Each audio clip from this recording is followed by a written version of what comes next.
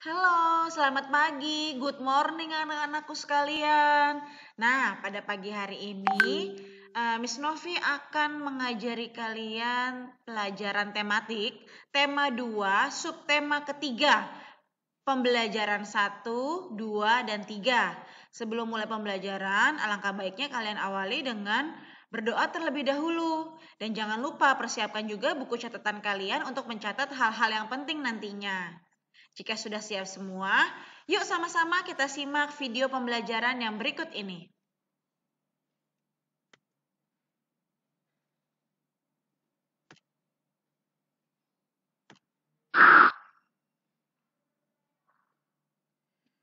Nah, ini adalah kompetensi dasar dari pelajaran yang akan kita simak bersama-sama. Ada pelajaran bahasa Indonesia ya, tentang mengklasifikasikan informasi tentang kata tanya apa, di mana, kapan, siapa, mengapa, dan bagaimana. Kemudian ada juga pelajaran IPA, ini nanti menjelaskan organ pernapasan dan fungsinya, baik itu pada hewan maupun manusia, serta cara memelihara kesehatan organ pernapasan manusia. Lalu ada pelajaran seni budaya ini tentang memahami gambar cerita. Pelajaran IPS ini menganalisis peran ekonomi dalam upaya menyejahterakan kehidupan masyarakat di bidang sosial dan budaya. PPKN-nya nanti kalian akan pelajari tentang memahami hak, kewajiban, dan tanggung jawab sebagai warga negara dalam kehidupan sehari-hari. Ya, ini tujuan pembelajarannya tadi ya. Kita masuk ke dalam materi muatan IPA. Nah, perhatikan dulu gambar di bawah ini. Dilihat ini, perhatikan gambarnya. Gambarnya ini memang buram, tapi buramnya ini karena apa? Siapa yang tahu?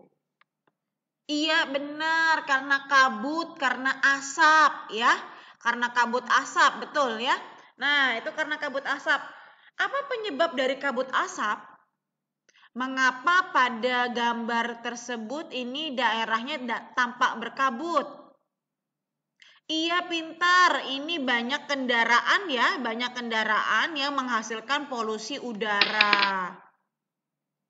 Selanjutnya, di sini ada gambar apa? Kebakaran hutan. Wow, luar biasa ya kebakaran hutannya ya. Kasihan nih, tumbuhannya terbakar habis dan juga para hewan pasti kehilangan tempat tinggal. Penyebab bencana kabut asap adalah kebakaran hutan. Kabut asap berbahaya karena asap kebakaran hutan dan lahan ini menyebabkan debu atau partikel halus hasil kebakaran seperti jelaga. Partikel halus ini akan dengan mudah terhisap dan mengotori sistem pernapasan kita.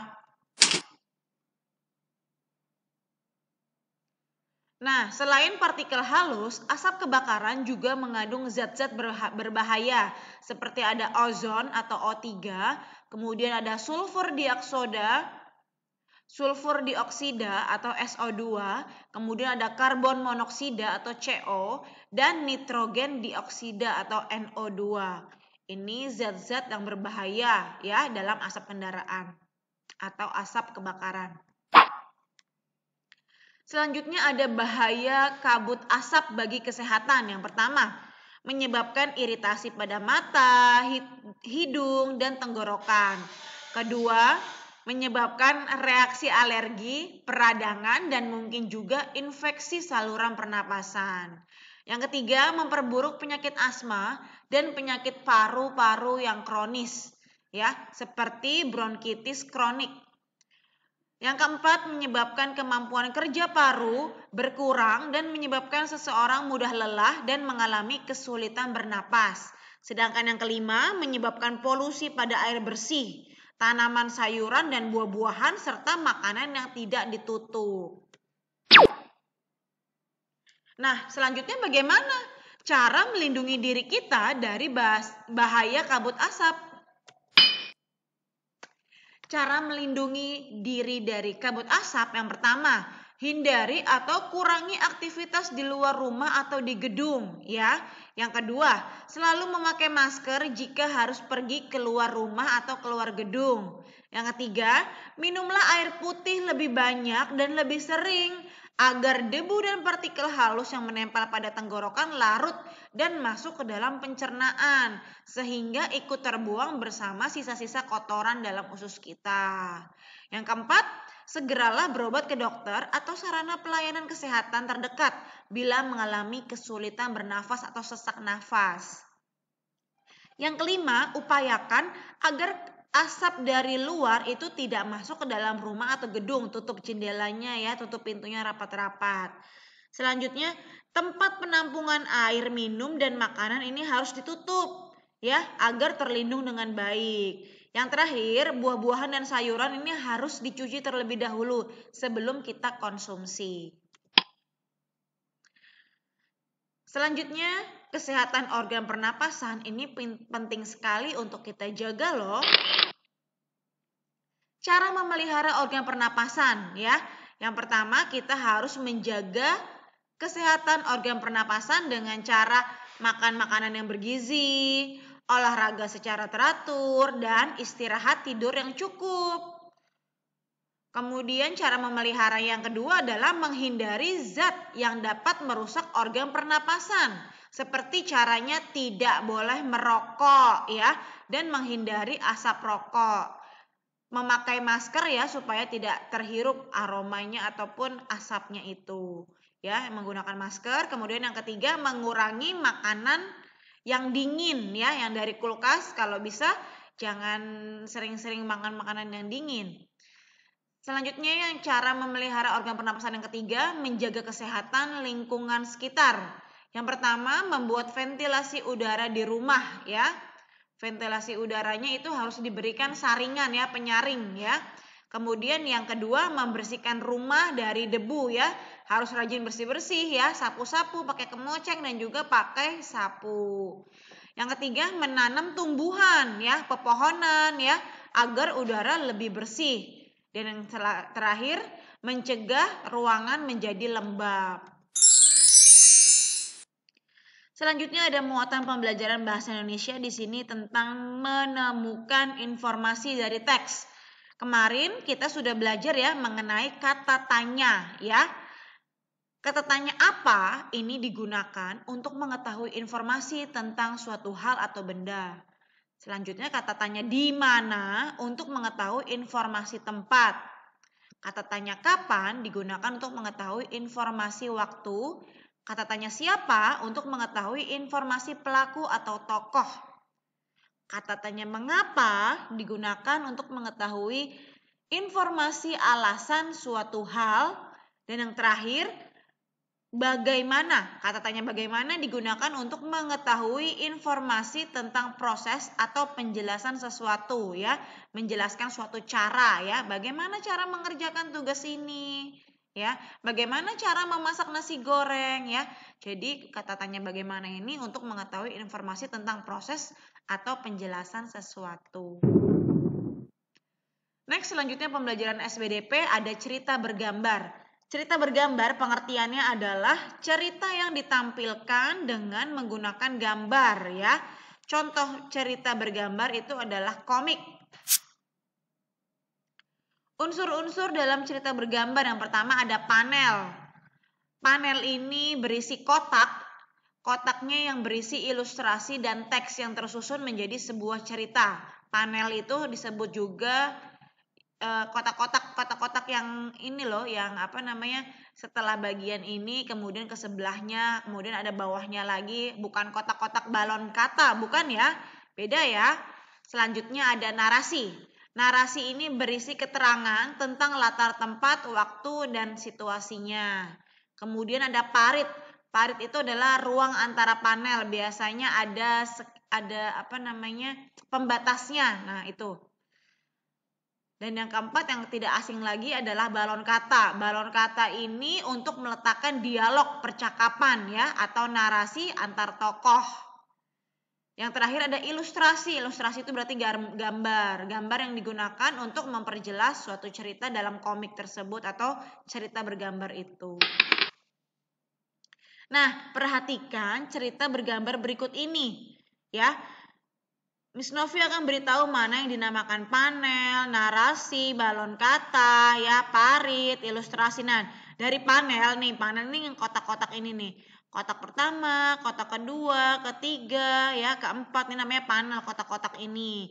Kemudian ada narasi nih tulisannya. Misalnya ini nih, Kak Diko membeli ikan. Ikan dipindahkan ke dalam akuarium.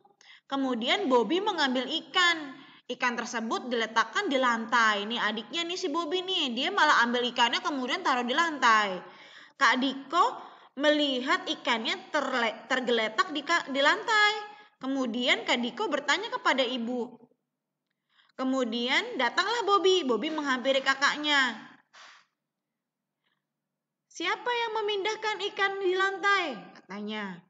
Ikan memang saya yang letakkan di lantai, kata Bobby. Bobby belum paham bahwa si ikan ini harus berada terus di air, ya.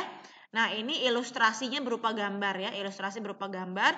Kemudian parit. Parit itu jeda, ya, antara gambar satu dan gambar kedua, itu namanya parit, ya.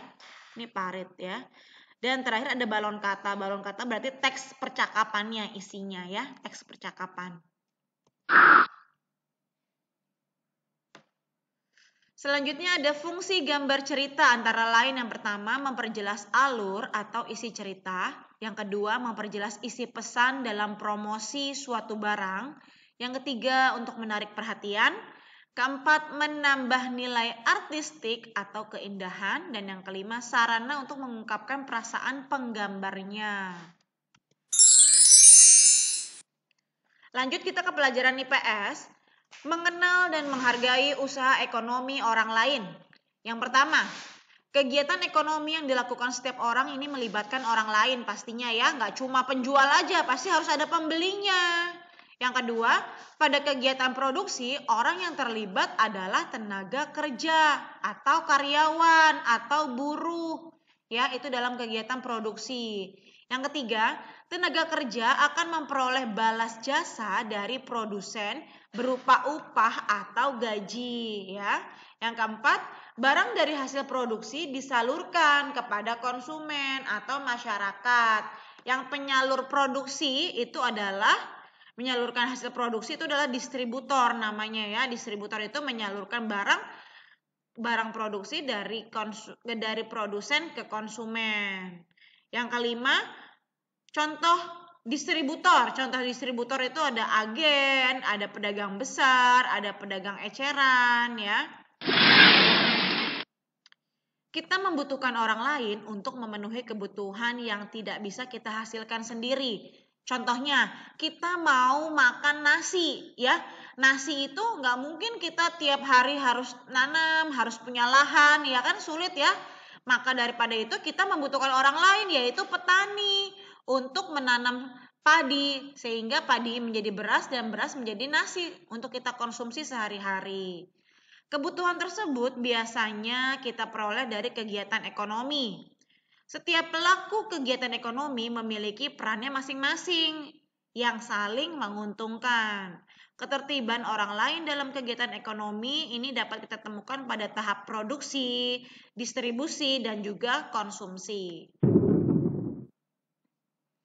Yang keenam, konsumen adalah pihak yang mengkonsumsi atau memakai barang atau jasa untuk memenuhi kebutuhan hidupnya.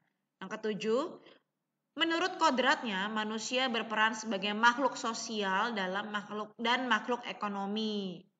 Kedelapan, sebagai makhluk sosial karena manusia akan berhubungan atau berinteraksi dengan manusia lainnya.